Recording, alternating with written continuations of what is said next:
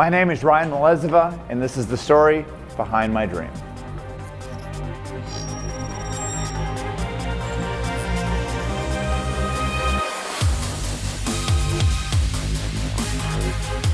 My name is Ryan Mleziva. I'm the owner of Brew Fitness here in Milwaukee, Wisconsin. It's interesting looking back at when I was a kid because my parents both worked full-time, and on the weekends I spent a lot of time working at the family farm that my grandpa had and my uncle took over. So I remember when I was a kid, for a while I wanted to be a mailman and a farmer because that's what my uncle was, and I think a lot of people want to be like what their parents are when they grow up, but that obviously changed. When I was a young kid, like probably 8, 10, 12 years old, somewhere around that range, I was like working out in my basement. And I wasn't just like doing workouts, but I was like writing workout programs for myself. I think I didn't even realize it, but from a super young age, I was doing exactly what I'm doing now. So I think it was inevitable that what I was gonna end up doing was gonna be something in the fitness industry like this.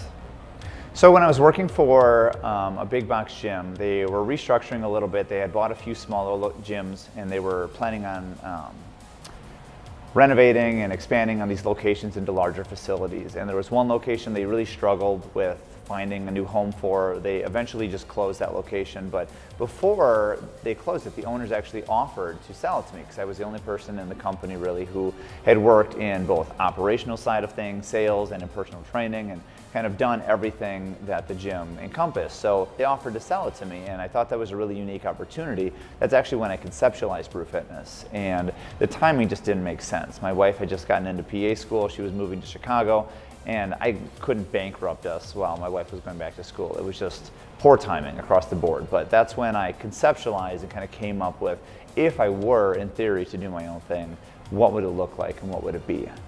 Whenever you open your own business, people always tell you, like, you need to be prepared to not take a paycheck, to, make sacrifices, and financially especially, work a lot for little pay or little reward at the beginning. And I tell people that it was really an easy decision to make because once you're poor, it's easy to continue being poor. So I was working and my wife was in school, and I opened the gym at the same time that she graduated from school. So we literally just switched from a one working family household to the other person working. So while she was in school and I was working full-time, we just switched, and she worked full-time and I was able to open the gym. And I think that was a really fortunate situation. I opened this gym with 12 classes a week and me teaching everything myself, and it evolved into 5 full-time employees and 75 classes a week, and something bigger than I ever thought it would turn into. And the fact that we're able to take something and turn it into something totally different, I never dreamed it would be this way. I look back at my 5-year business plan when I initially created one, not knowing anything about what a business plan should realistically look like. I mean, I Googled what a business plan should be. I knew from, grad school, like what is all in a business plan, but how to create a brand from scratch. I didn't just open like a franchise that is already known across the country. I literally started a brand from scratch. And the way the business has evolved from, just being a class-based gym to offering personal training to evolving as times change to being more digital, to being able to keep people connected online through virtual classes or on-demand classes, and still keep that sense of community as people moved away or were unable to come in. And that was a really big thing to keep the business going and just keep changing directions, but keep always progressing forward. Oh, I just chugged a beer at the beginning and no one knows why. A lot of fitness professionals are all about eating right and exercising, and absolutely you need to do that. But one thing that people get deterred from working out from is that it's a drastic change from their current lifestyle, and they feel like, well, I need to change all these things. I can no longer go out with my friends. I can no longer do all these things if I'm going to commit to this healthy, fitness-filled lifestyle. And I always wanted to bridge that gap between the two and realize that you can work out, you can eat healthy, but you can also have fun. You can also do things. And I think that part of bridging that gap was incorporating a lot of those events and scenarios into the gym itself. We've got beer on tap here at the gym, so you can work out and have a killer workout and then enjoy a beer afterwards with the same people that you just took class with. So you can still socialize, you can still do all those things. Life's all about balance, and I really focused on about bringing that balance here into the gym. So the gym itself is not a place where, you know, it's strictly don't think about eating cake, damn it, you know, more push-ups.